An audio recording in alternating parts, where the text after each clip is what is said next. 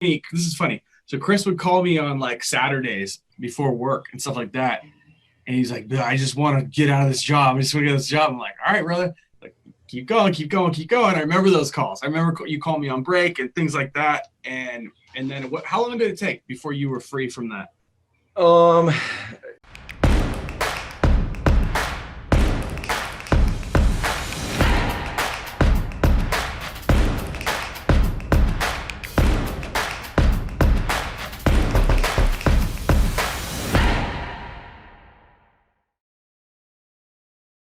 What's up, man?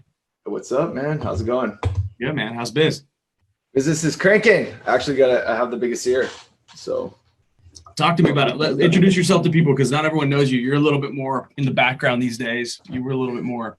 yeah, so about trusted Dan Klein, was working a corporate job, started to get some lead gen properties out there, got some clients under my belt, and started getting into the paid advertisement too and local SEO. And what's it been about like 3 years?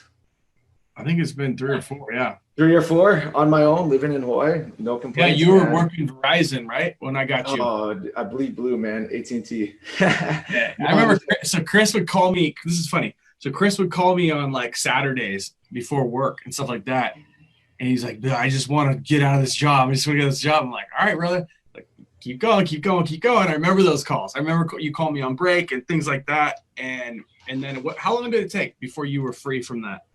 I looked at my finances and like, what was the branch off period, right? And I think I needed about $5,000 a month because I was taking care of the family just to like transition, Mm-hmm. And I had a lot of money saved too. But yeah, after I got a couple clients, I kind of just took the leap of faith, had my back against the wall. And I know a lot of people wouldn't agree with that, but it put me in a position where I got to succeed, right? So I wasn't at the mark I needed.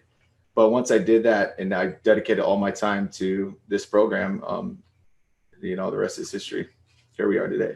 I think for a lot of people, like I think if people ask me on, especially when you have kids and things like that, like when's a good time to walk from a career or from a job or what have you, it's always a tough thing to answer because you don't want to give someone advice that's going to be the detriment of their kids. I wouldn't really give a shit about you, and I'm not being the dick, but I know you're going to be fine.